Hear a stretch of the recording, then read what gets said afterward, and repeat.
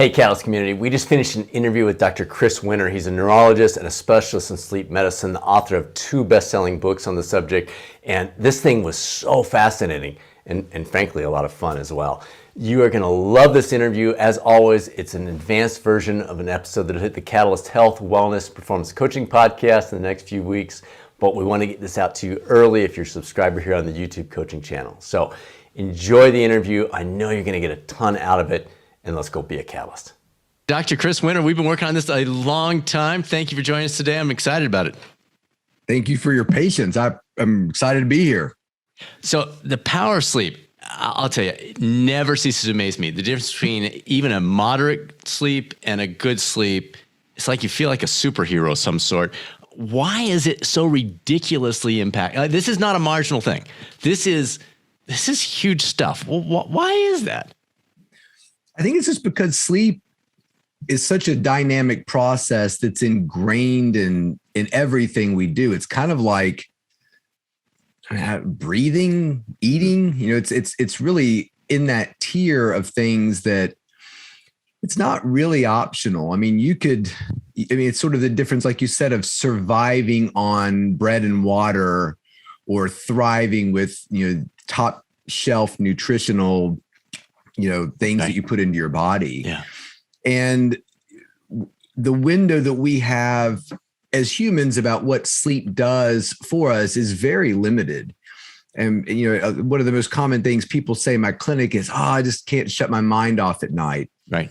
And your mind's going 1,000,000 miles an hour at night. Your brain is so active at night that, the only time it's shut off is when you've died, So it would help if we kind of moved away maybe from that idea that when we go to bed, there's a little switch in our brain that gets turned off, that it's a huge dynamic process. It's helping us fight off infections. It's helping us digest and handle nutrients properly. It's helping us to correct metabolic and mistakes, even at a DNA level, because we know that people who abuse themselves from a sleep perspective have a lot of health problems, even things like cancer. Yeah. So it's just one of those things where people really need to prioritize it if they're really trying to live their healthiest life. And 60 minutes can make, if you're averaging 6.5, 7 hours and all of a sudden you get an 8, it is like that switch goes and you wake up and you go, all right, bring on the world because I'm ready to rock and roll. I don't know. Can you expound on that anymore? Because I am just, Sure. I love sleep. I studied in my PhD program, but I'm still amazed personally at the impact it has. Yeah, no, I think that people also, I feel like if you said, look, we're going to, for your listeners, take a week or 2-week period and just add 15 minutes to your night. I think sometimes it's demoralizing when you go to your doctor and he's like, yeah, you got to lose 100 pounds. Right.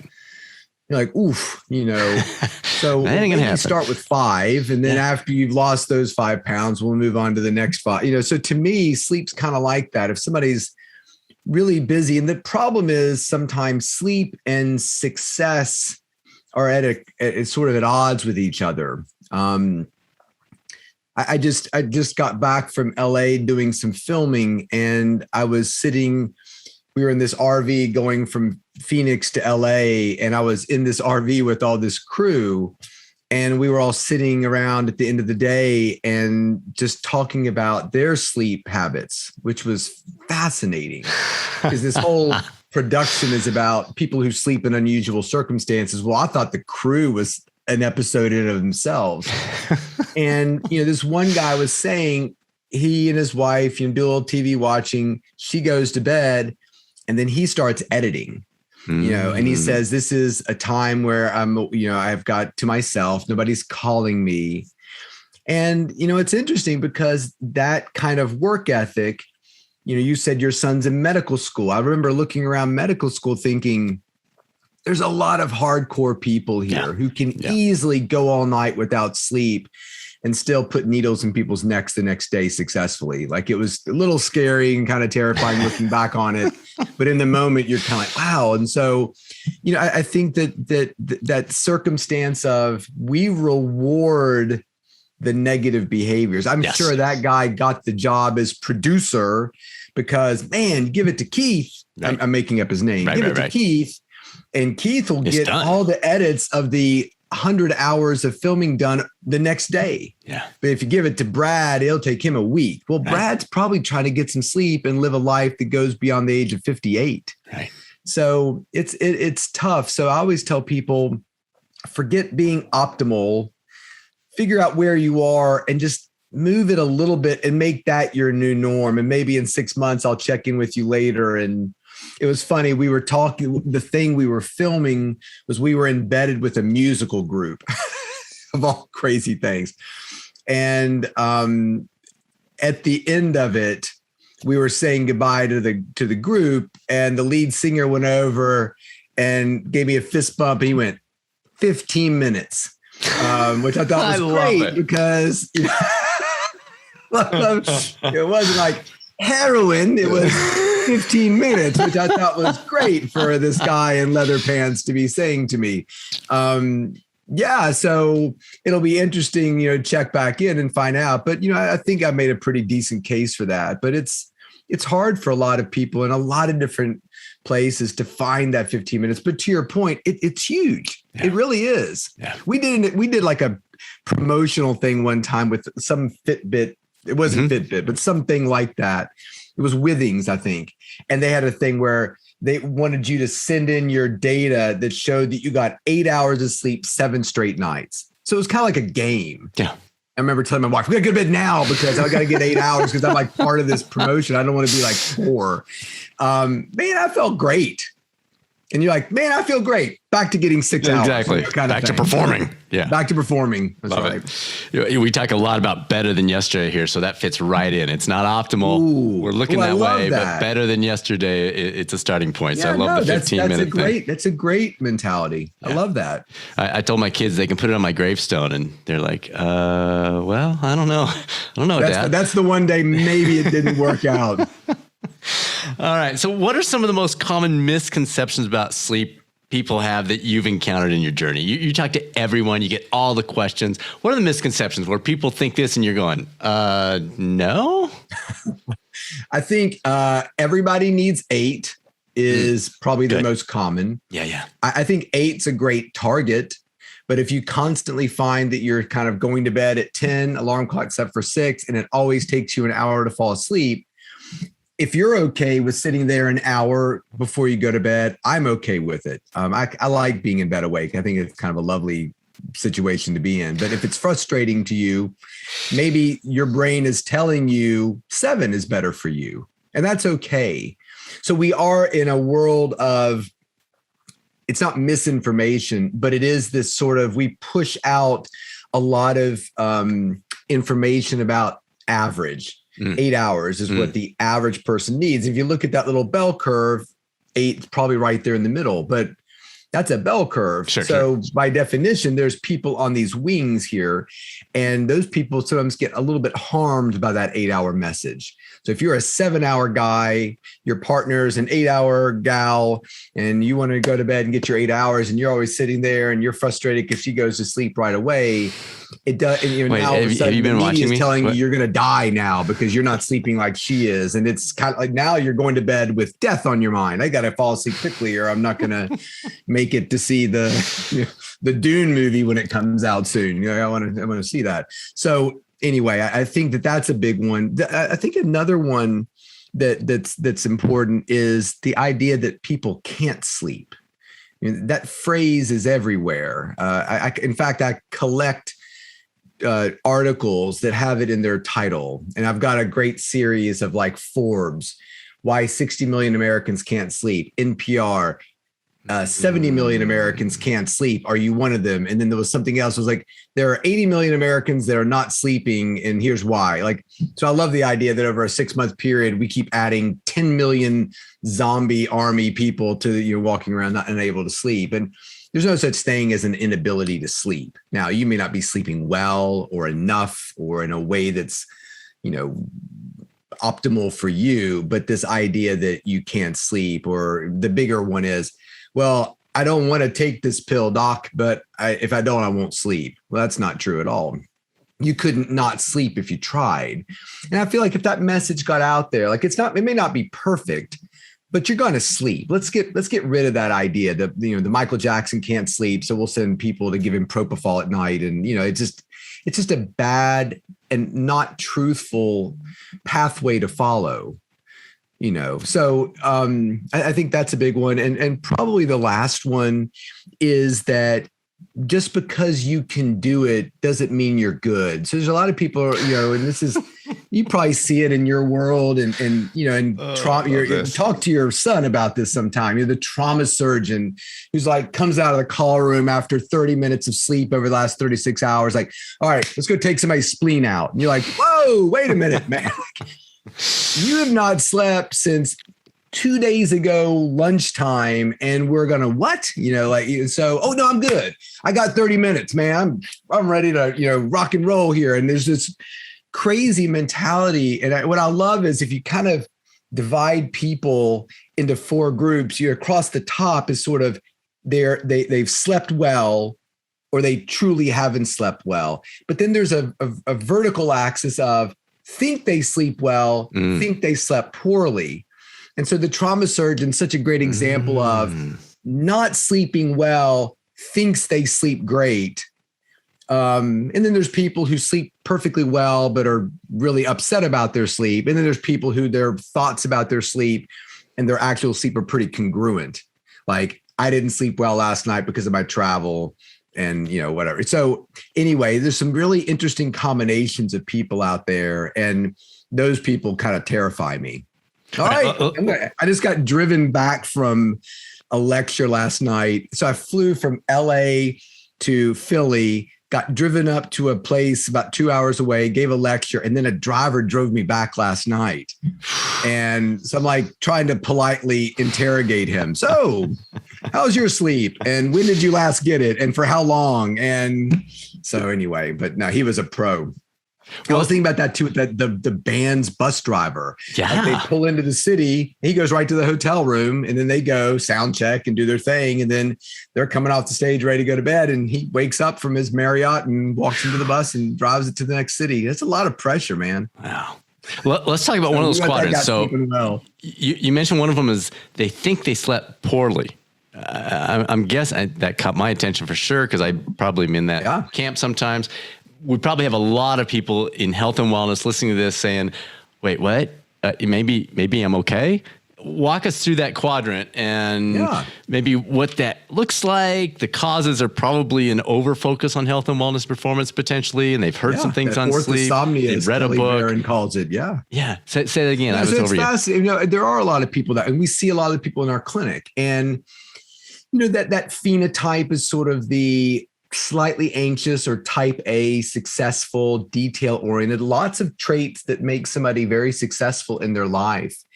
But for whatever reason, they're not entirely satisfied with the way they're sleeping, or what often happens is there's something going on physically with them, fatigue, tired a lot, don't feel great, that you've decided is because you don't sleep well.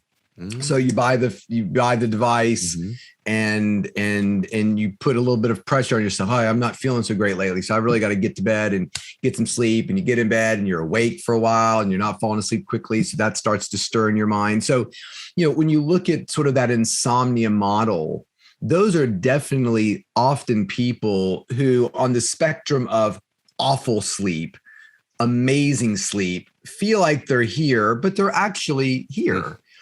And when you start to kind of logically dissect it, I don't sleep, Dr. Winter, you got to help me. I've been a terrible sleeper for years. I can't sleep, blah, blah, blah. Nobody can figure it out. Well, tell me about your day. Do you nap a lot? I'm so tired, but I can't nap. I've tried for years, but every time I lay down to sit there, I never fall asleep.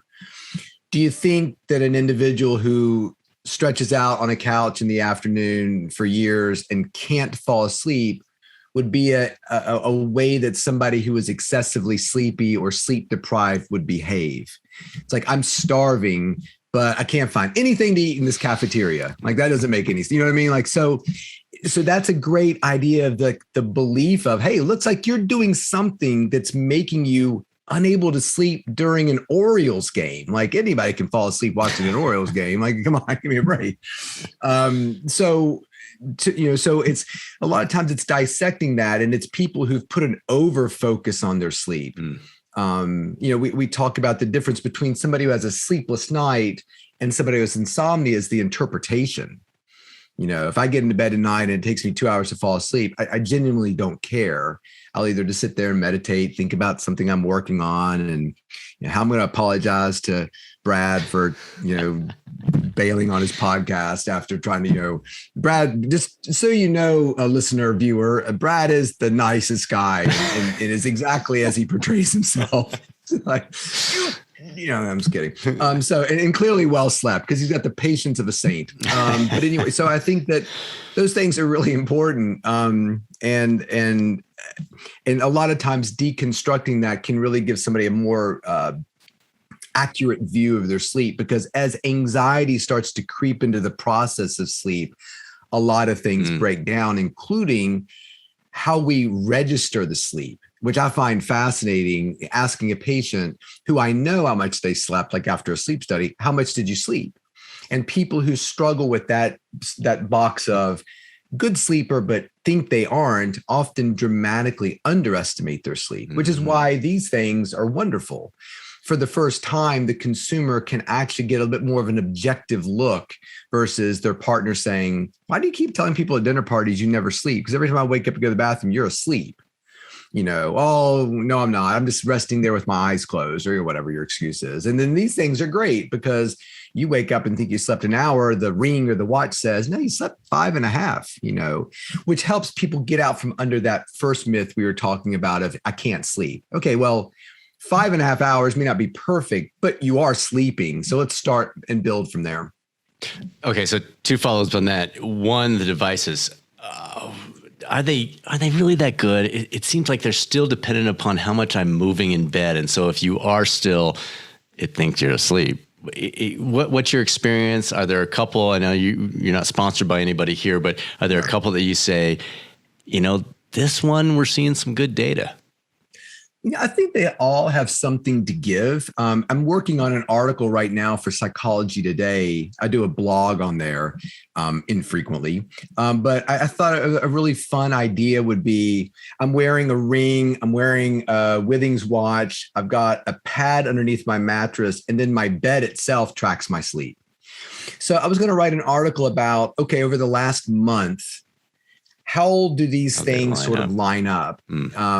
And what you find is I think they're pretty good in terms of figuring out amounts of sleep. Okay. So if you think you slept an hour and your device says 5.5, actually believe the device. Okay. And I tell people all the time, so, even if your device just uses movement, which some of them do, a lot of them are using heart rate variability and other variables now to make it more accurate. Sleeping with your non-dominant arm, sitting there, wide awake with your non-dominant arm motionless is hard to do. Okay, so when we're done with this podcast, just go find a chair, put your arm on a table, and don't move it for the next 4 hours. Like, nobody's doing that. So yeah, you could fool it a little bit, but it's going to give you a pretty decent, look at your sleep, which for a lot of people can be extremely encouraging.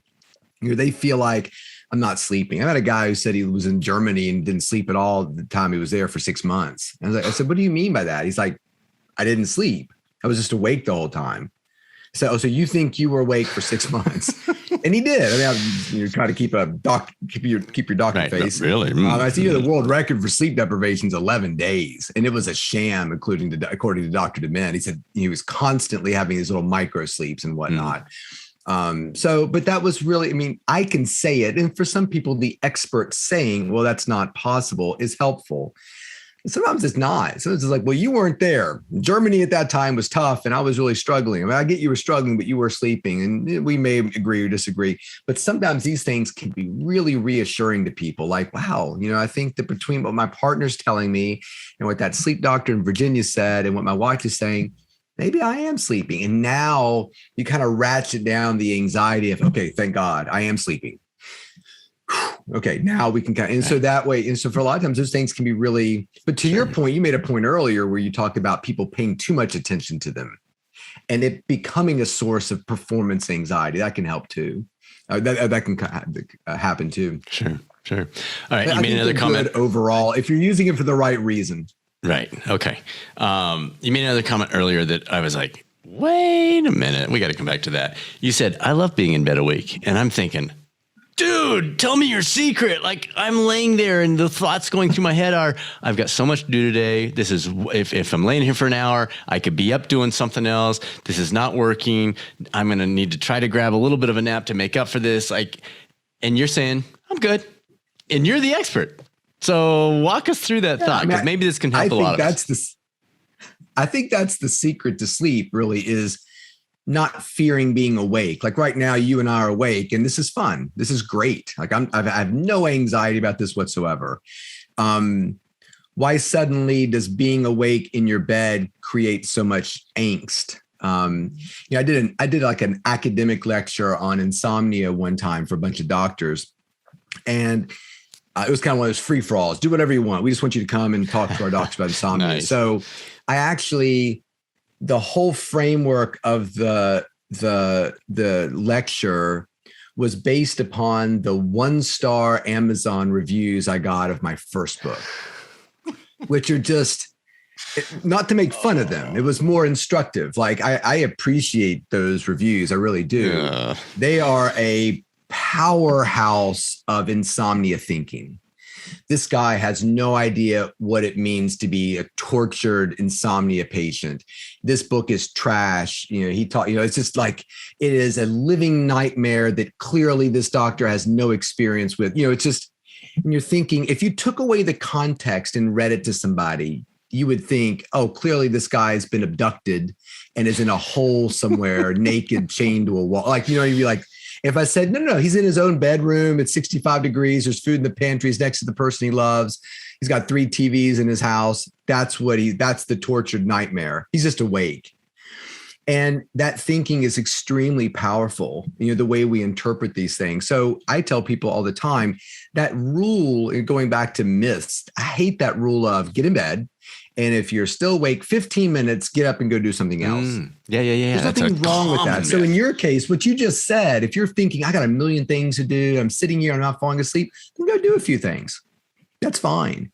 But if you're somebody who's like, I'm not falling asleep, but I'm fine sitting here thinking about my celebrity crush or what that last episode of White Lotus meant or whatever's going on in your life, then stay there. Resting has a lot of benefit. And that's why I called my new book, The Rested Child, because I think we don't value rest. It's all like, get in bed, and if you don't become unconscious in the next 5 minutes, you're screwing it all up. You're a failure here. And resting can be incredibly restorative to our body and our mind. So, and everybody has dominion and control over that. So if I told everybody, hey, 15 minutes, that's fine. But if I work with a lot of athletes, and I say, starting today, training camps, so NBA training camps getting ready to start. I tell all my athletes, every day you find 15 minutes to rest. If you're a parent, get your kids to rest every day. Forget the nap time. They just need to rest. If they fall asleep, that's awesome. But if they don't, and they draw you a picture of what they think about, how much they love mommy or whatever, that's great too. That we need to get out from underneath this sort of, hey kids, get to sleep. And if you don't, you'll get sick and fail your spelling test. Like, that's not the message we want to give people. That take 15 minutes out of your life every day, shut your door in your office, just close your eyes and think about your favorite vacation spot or where you like to go fishing or something you'd like to do with your kid. A great gift for your partner. I'm such a bad gift giver. I literally think about that probably 3 or 4 times a week. Like, because my wife gives me great gifts, like just, what? Fantasy rock and roll camp. Wow. And I'm like, vacuum cleaner, filter bag or something like, well, you're always talking about, whatever. Just the worst. But so I think that taking yourself off the hook and just learning to be in bed, understand sleep's going to be there for you. If you're waking up a lot, sweating and gasping for air, you might need to talk to somebody about it. But being awake in bed is okay. We were built to wake up some during the night. Okay. All right. There's so much we've got to fit in here. So, and our daughter's a 5th grade teacher, so we definitely want to come back to your book. I love it. You talk about the difference between quality sleep and junk sleep. Can you walk us through what you mean between those two and why does it matter? Yeah. Yeah, no, I love this term junk sleep. And I think of the analogy of junk food. There's starving and then there's eating something out of a box that's got, 38 ingredients. And then there's, your organically heirloom sourced tomatoes on the, bread you made with spelt flour, whatever. So there is a spectrum there. And so I feel like the dialogue that we're having about sleep has gone from not too long ago, maybe when our parents were young. You don't even think about sleep. It's just like you just do it. I mean, it's a trait almost. Like, okay, you get up and sleep, and the farmer doesn't think about it too much. Oh my gosh, I gotta get good sleep tonight. My crops are going to die in the field. It was just no, you just did it. And so now we're putting a lot of focus on sleep, and people are coming around to the idea that if I eat better, exercise better, a bit more mindful about things, good social interaction and support my life and sleep well, I can affect my longevity and the way I feel. And I think that we're kind of moving now to the sleep 2.0, which is all sleep is not created equal. And sort of moving beyond the sleep hygiene things that everybody knows, yet we still write about in magazines all the time. I get, writers all the time. Hey, we want to do an article about should you sleep in the dark? Well, you're still doing that for that one? Okay. All right. Well, let's talk about that. But so I think everybody knows the sleep hygiene things. And if that worked, and solved your problem, great. But if it didn't, I think there's a big spectrum of I sleep versus I sleep optimally. And I think that's where we are now. So we don't think about sleep to now we believe sleep's important to, hey, maybe, the details of the sleep matter, the consistency, the environment, things of that nature. So that's kind of what it's like for the past couple of days riding around this van, and I've gotten junk sleep. Sure. I did sleep. In fact, I fell asleep so hard on that van one night that I think people were concerned about me. They're like, was he drinking? I don't think he was drinking. Did he die? And I was like, no, guys, I wasn't drinking at all. I just sleep really hard. So don't, they were all like, oh my God, I'm like, well, I'm the sleep doctor. How do I get up there and toss and turn? No, you just give me a bunk, and they put me in the worst little teeny bunk too. And like, that's the terrible bunk, and you sleep there. So I think that, but that was definitely junk sleep. Sleep on a plane, get the window and you got your sweater piled up there, and I've got my foot wedged in, and I can sleep, but I don't think that if you were to measure it, and I do, and it's always cool to look at, sleeping in the car, being driven back all through the night, hoping that the driver stays awake, like not great sleep. So, and that's where people have to kind of look at those types of things and figure out, well, I'm going to be sleeping on a tour bus for the next 6 months. You're saying it's kind of junk sleep. How can I make it less so? Yeah, exactly. And that's what we're all trying to figure out too in our lives, and just make the sleep we're getting better, the exercise we're getting better, the nutrition we're getting better. Like, I think that's what junk sleep means to me. Okay, good. I think that's an easy way to remember it. What's the story on the over-the-counter sleep meds? We see so many ads, non-addictive, all this stuff. They make it so tempting, so easy. It's just like, I'm having trouble. Let me just pop one of these things or take a little swig of this. Thoughts? What do we need to know about that? Yeah, I think you just said a 4-letter word, which was easy. That's definitely a 4-letter word in the sleep field. And it's really, to me, it's somebody who has not taken care of their body, who said, my friend from college came and visited me. We're the same age. He looks like a bodybuilder. He is in such good shape. He is so happy, and fitness is a big part of his life. I need to look like that by this weekend because my wife and I are going to a pool party for a cookout. Like, I need a pill, Right. Totally. I think when you look at that, you would never think that's attainable quickly. That's going to take a little bit of diligence and commitment and consistency over a period of time to get there. And sleep's kind of like that. For somebody who says, look, I lived in Germany for 6 months, I didn't sleep at all. The idea that during my hour-long visit with him, he's going to walk out, thanks, doc, I'm great now. It's not going to happen. There is a process that needs to occur. In fact, this is the time every year where I will get a call from a baseball team that says, we've made the playoffs. Three of our guys really are struggling with their sleep. We need it fixed by the wild card game next Tuesday.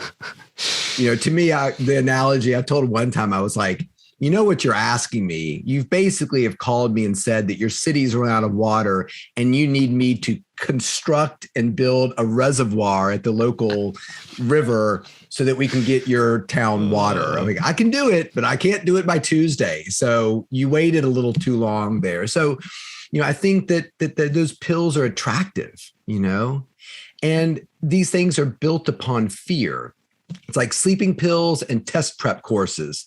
They deal in fear, hey, for $3,000, I'll reteach you what you just learned in your undergraduate pre-med classes. And so you can pass the MCAT. Like, I'm sure you're, so, and those things are like, oh gosh, can I afford not to do that? Because I don't want to fail this test. So fear drives people to make those decisions, especially when you're feeling like, if I don't get sleep tonight, I just saw a news report that says you could have dementia and heart disease and wrinkle prematurely. And so, I mean, it just, so those things are, but they're all just antihistamines typically.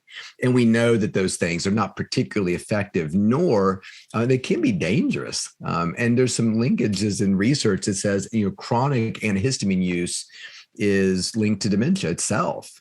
So when somebody comes to see us, we're really trying to create more of a, I always use the word, I can't think of a better adjective, like bulletproof sleep, like a confidence that I don't want you depending on, oh God, we're on the cruise ship and you forgot my pill bottle. I told you I have to have that. Like all of a sudden, forget it. Your night is screwed because you're terrified that the little bottle of whatever, your gummy bears or whatever were left behind on the counter. I want somebody who's confident, like, oh, this is going to be an unusual night, sleeping in this situation or whatever. I'm going camping or whatever, but I want people to approach it with confidence and no fear and understand that, well, maybe the crickets will keep you up at night, but you're eventually going to sleep. So there are reasons to use sleeping medications, shift workers, people who are traveling around the world, jet lag, maybe. But I think for the most part, we're trying to build something that's a little bit made of a little bit better stuff. And is there any evidence of depth of sleep being affected by that? So yes, you fall asleep, but maybe you don't get the same depth when you go that direction? Absolutely. In fact, a lot of the sleeping pills suppress deep sleep. So they create sedation and sometimes amnesia, but they're not creating better sleep. And that's really gets to, I'm glad you mentioned that, because that really gets to this idea of what a lot of people will say to me is, look, I don't want to take this pill. I am like you. I'm against pills, but I've got a job where I manage 700 people. And so I've got to be my best the next day. So I actually can't afford not to sleep. Right. So they're using the medication because they feel like it's the key to their optimal performance the next day, that sleep it's giving. So when you start looking at the research of sleeping pills, I mean, the typical sleeping pill research study, when you look at it, is this pill will make you fall asleep 7 minutes faster and give you an average of 12 extra minutes of, I mean, it's trivial. Interesting. It's kind of like, well, I can't manage the 58 people in my office because last night I ate my turkey and all my mashed potatoes, but only half my green beans. I mean, you really think that the extra spoonful or two of green beans is the reason why you didn't screw up payroll for the month of September? So, and then when you actually look at the research on performance in sleeping aids, so forget about the sleep, that I don't think I've ever seen a study that shows sleeping pills affect performance. I've seen tons of them that say they worsen it. And to your point, a lot of sleeping pills suppress deep sleep. And you're like, well, who cares? What's deep sleep for? Well, deep sleep makes you feel not sleepy. And it's when our body really restores itself. We make growth hormone during deep sleep. If you're a kid, it makes you grow. If you're an adult, it keeps you young. It makes your body repair itself, protein synthesis in your muscles, strengthens your bones, fortifies your immune system. I mean, it does everything. So we want that growth hormone. I feel like as you watch somebody age, what you're actually looking at is a decline in deep sleep, which creates a decline in growth hormone. So let's get our deep sleep while we can. To take a medication that suppresses it makes absolutely no sense to me. People come to my clinic all the time. I said, do you know what you're taking? I don't know. He just gave it to me and said, I need it because I need to sleep better. Okay, well, let's talk about this pill you're taking. They have no idea. Wow. So so again, it's that measurement of sedation equals something good. Like I need to get in bed, become unconscious quickly because that's good sleep. And no, it's not. There's plenty of players, like NBA players, who hydrate so aggressively during the day. They wake up twice to go to the bathroom. They wake up, they go pee, they get back in bed, back to sleep, and their sleep's awesome. Even though they wake up once or twice a night to go to the bathroom, that's okay. We don't need to fear that. Doc, this is huge. This is awesome. Okay, let's talk about your book, The Rested Child. It's a key time. Our daughter's a 5th grade teacher, as I mentioned. She tells me it's not unusual for students to love be... teachers. Yay, teachers. Yeah. She's awesome. She's amazing. It's not unusual for students to be up till 2 or 3 in the morning, not on a Friday, not once a week, like all the time. Is there anything that a parent or a teacher can do to help with that? Because I think the parents know it. The phones are pulling them in. I don't know. When you put that podcast together with teachers, I'd love to be a part of that. I find, so both my parents are teachers and my wife's a teacher. I love teachers. There has been a change, and I don't want to sound like the old guy who walked to school uphill every day. I'm starting to feel like that as I get older. But there has been a change in a lot of things, I think, and school kind of sits in the middle of it. I was looking at my son, one of my kids is a senior in high school, and I was looking at his homework and thinking, this looks more like what I was doing in medical school, and this was not what I was doing as a high school chemistry student. So I do think things are becoming more intense, but everything is. It's sort of like your baseball is not just practice twice a week with the dad who decided to coach and you play a couple games. It's sports camps. Yeah, it's everything. Sports camps, travel baseball. Let's drive to DC every weekend and spend the whole weekend there staying in a hotel and you're getting blasted 38-0. Like we could have gotten beaten this badly locally. 30 minutes from home. I'm coming all the way up here and paying for what exactly? Better dirt on the field? I don't know. So, to me, everything's really intense. And I wrote in the book, I think every kid should be able to go to school, play a sport, and be involved in some other activity. Like that should be sort of part of the Bill of Rights. If you want to play 2 sports or 3 sports and be involved in 7, that becomes like a privilege. Okay, you're doing well in school. Your grades are great. You seem mentally healthy. Okay, you can also learn to play the trumpet if you'd like. But I think that's becoming really hard. I mean, even my daughter, who was pretty academically sound, or beyond that, was a dancer. That's all she did. She's a ballet dancer in high school. And that seemed overwhelming at times. Yeah. And she'd be up at 3 o'clock. I would never forget coming into her room because I saw the light. I was like, honey, it's 2 o'clock. You need to go to bed. And she was making a driver's ed poster. I'm like, no. Put that poster away. Just do tomorrow. I'm like, yeah, it looks good. I mean, she was making it like functional. Like when you move the blinker, like a little light went on. I'm like, I think you're going a little overboard with the driver's ed poster. But, it was amazing the glut of work that they would get at times. 3 tests and 2 papers. I'm like, don't your teachers talk to each other? Like, I'm making them have a paper due. Okay, well, I'll push mine back to next week because I know you've got to. That's what happened when I was in high school. Like Miss Ankrum knew Mr. Johnson was giving a test. And she was like, all right, I'm going to push the test back, but only 2 days. I know Mr. Johnson's giving you a test. That doesn't happen anymore. So everything's intense. And when you add the electronics to it, it's interesting that your daughter's a 5th grade teacher and she's seeing it. Yeah. So I don't know what the answer there is, because sometimes I would be like, look, the schools would say, hey, Chris, if you think your kids are overwhelmed, write a note and we'll excuse them or, from that work so they can get their sleep. But the work's still due at some point. And then there's more work coming on. So I think in the book I wrote about the conveyor belt in I Love Lucy, and they got behind and the chocolates are everywhere. And it's really funny. It only works if you stop the conveyor belt. So simply saying, okay, well, they don't have to do the driver's ed poster. They can turn it in tomorrow is not necessarily helpful. And if there's more work coming down the pike. Sure. So it's tomorrow's no better than tonight. Now just have another driver's ed poster. So I don't know. My wife's very anti-homework in a lot of situations as an educator. I mean, she studied this at a very high level. And initially I was kind of like, no way. How can you learn math out of homework? But the more I'm around it, the more I feel like, yeah, you should be able to get this stuff done during the 8 hours that you're in school. Like, what are you doing with that time? Like if we need another 5 outside of school I don't know. I don't have the solution for that, but it's a big sleep problem. What about the other side of the coin? So that's the conveyor belt, what about just the choice? Because she's talking about these kids. It's not because they're doing the homework she gave them.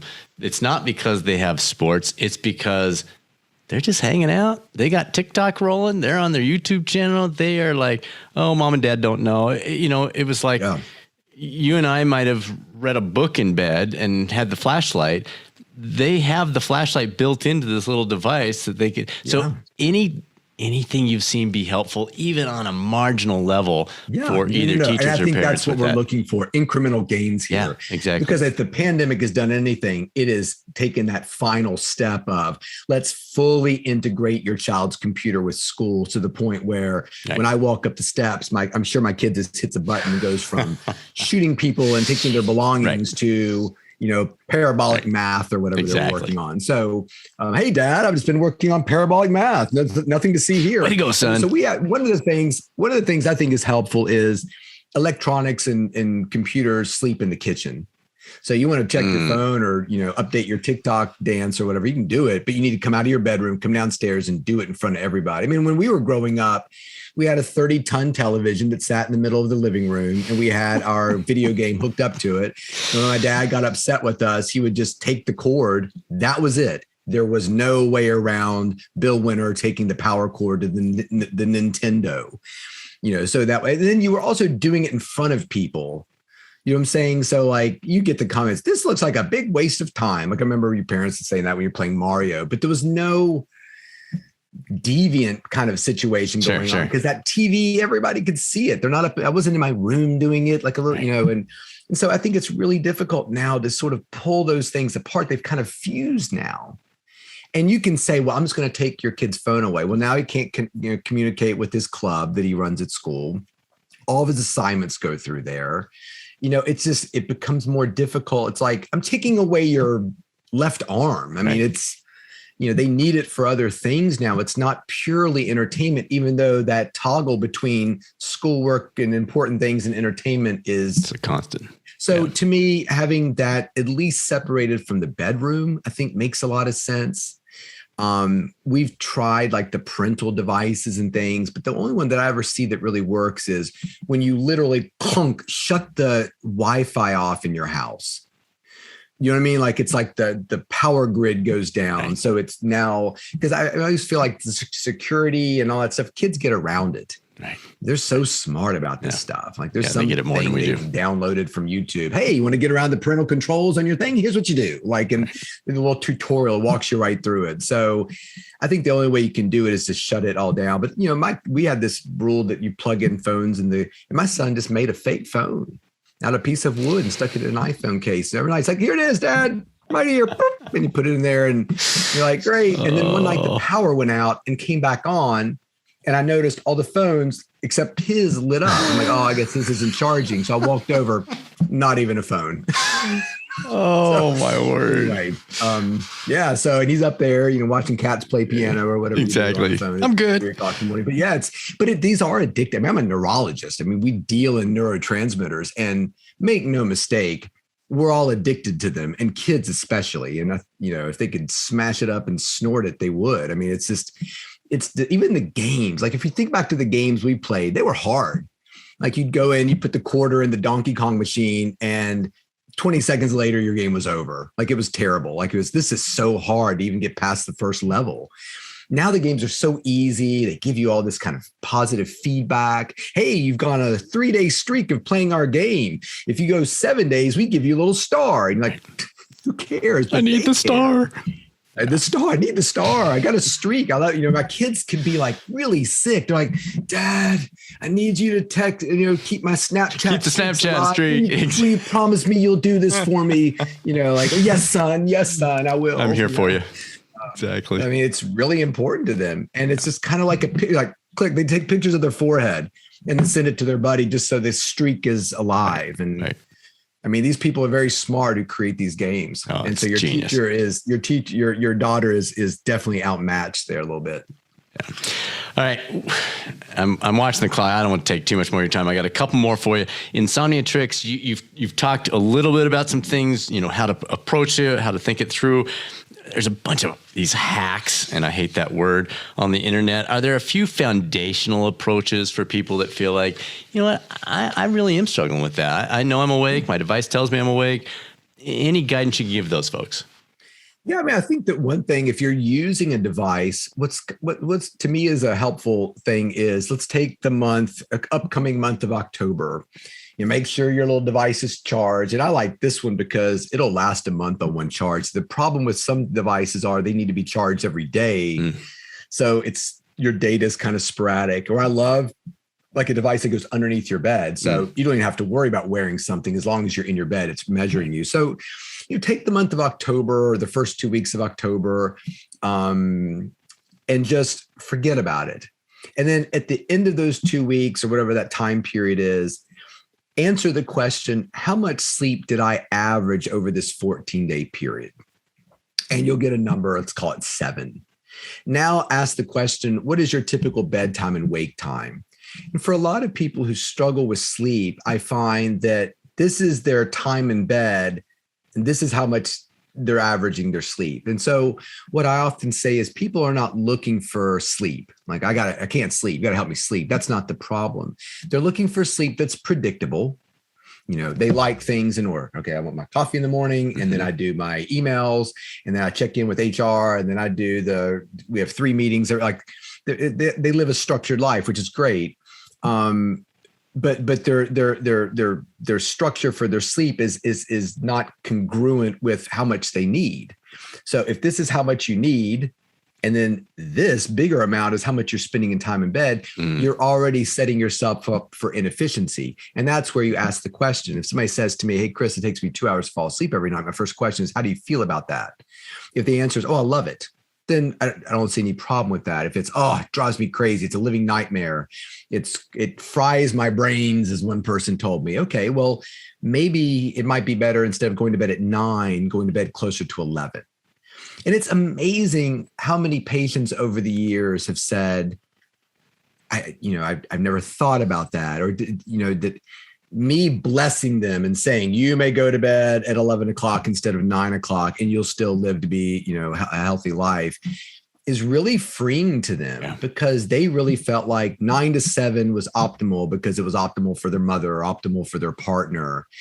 And so me saying, hey, look, your brain's telling you that it doesn't really want to go to sleep at 9. So why don't you go to bed at 11? It's okay. Like, you can almost see this visibly, a weight lifted from them. So I think that's really important, because now all of a sudden your sleep need is matching that opportunity. The other thing I think is really important is when there is a hiccup in the night, to be very careful with making up for it with a nap during the day. Well, it took me 2 hours to fall asleep last night, so I get a little gift card for a free 2 hours of sleep during the day that I can utilize anytime I want.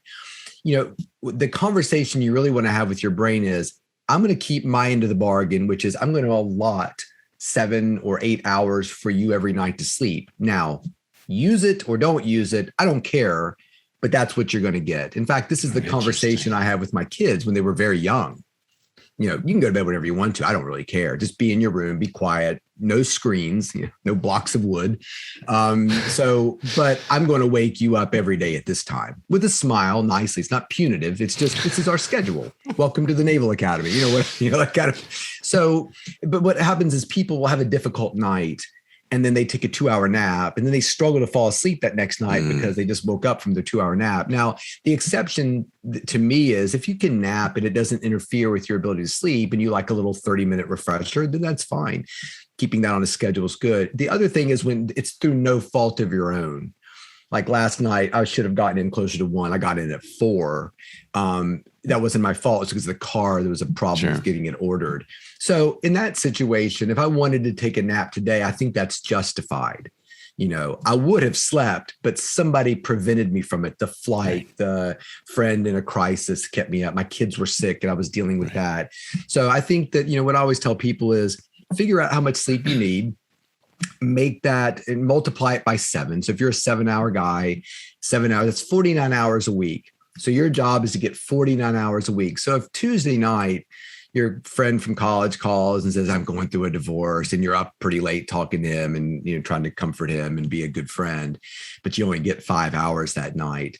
Then I think that you need to look ahead over the next 3 or 4 days and think, when can I make up that sleep? Can I go to bed a little bit early? Could I take a little nap? Because by Sunday, I need to have that 40. It's like a credit card. That's what I was telling the band. Yeah. It's like, you've got a little credit card and I need you to pay that debt off every week. And if you have a crazy night because the LA show was awesome, hey, listen, you're a rock star, you go for it. But you still have to pay that credit card off. Otherwise, the interest and the late fees will kill you literally. Chris, just that section was so valuable. This is huge. Okay, I'm on fire. Brad, you're rocking it. You didn't need sleep last night. Just think how good you'd be on sleep. Fire today. All right, last question, then we'll wrap this up. I should be bad because I don't want to give your listeners the idea that, hey, wait a minute, he got terrible sleep over the last couple of days and seems to be cognitively in a good place right now. So what's happening over there? I'm not. This is adrenaline and cortisol. Is that Superman? All right. So last one, future of sleep medicine. I've talked about my son has an interest in this. You're engrossed in this as a neurologist and focusing on it as an author. Where do you think we're heading over the next? It's come so far. It seems like a decade ago, nobody talked about sleep. I'll sleep when I'm dead. But now it seems to be maybe overly focused. What's happening on the medical side? Where are we going with this a decade from now? Yeah, it's a good question. I do think we are in sort of the Wild West phase of everybody's got a product or a mattress or a thing, and a lot of them are really cool.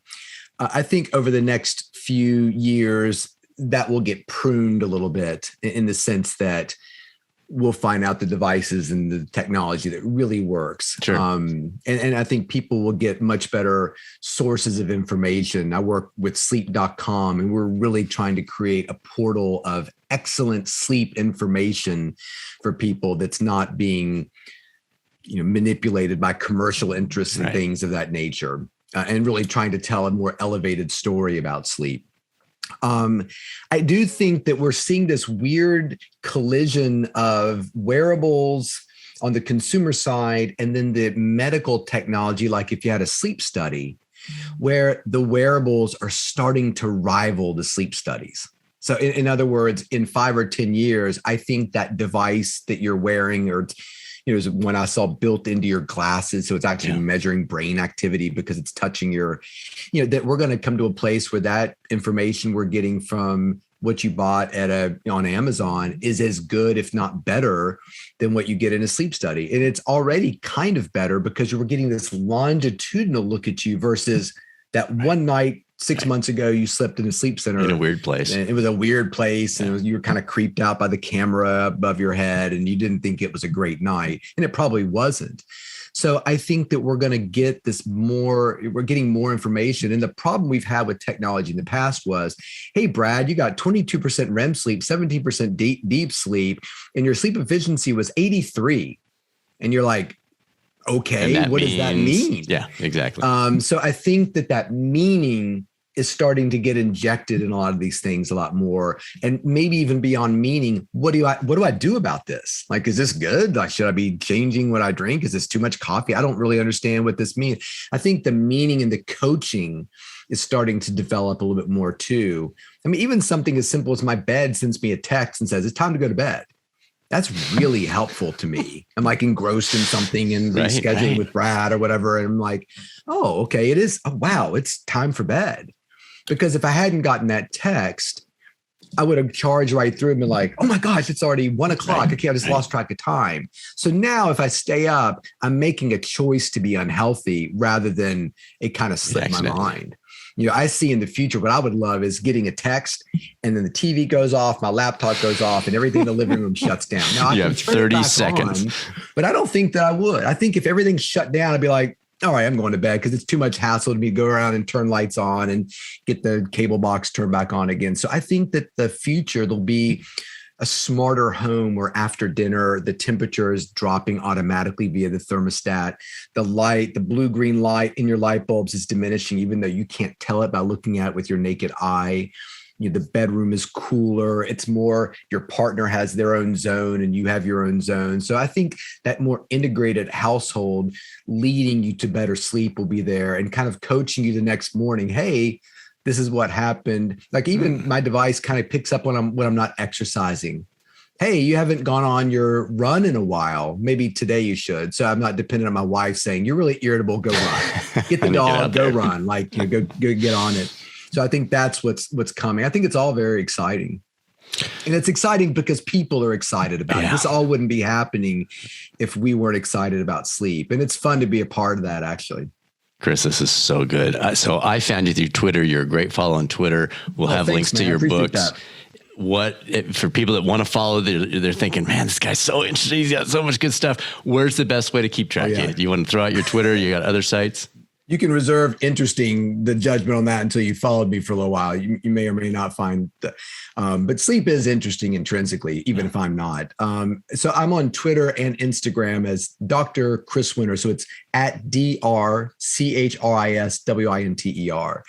And then I've got a website, www.wchriswinter.com.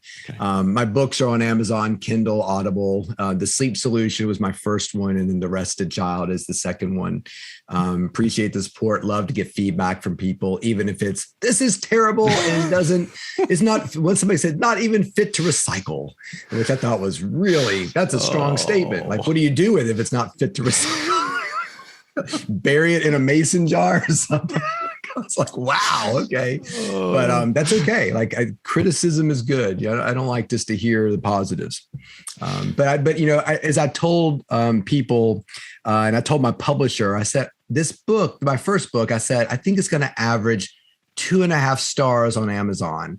She said, what do you mean? I said, because I think it's either going to get a 5-star or a 0-star. It's going to be very polarizing. But as I told her, I said, it's okay because I don't mind being the bad cop. Like, this is wrong the way you're thinking about sleep. Even if your doctor who's gotten a total of 30 minutes of sleep training in his life is telling you something, I don't mind because every time I see that 1-star review, I thought, aha, I reached that person.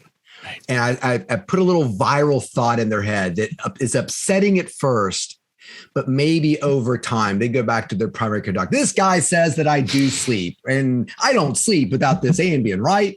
And I hope that doctor says, well, he's actually right. Like, the Ambien doesn't make you sleep. In fact, so anyway, I don't mind playing that role. That's okay. Well, it's a huge role. Thank you. Thanks for bringing all this to us in a fun, engaging way. This is awesome. Yeah, no, I appreciate you getting the word out, man. I really do. And I really, it's been very enjoyable.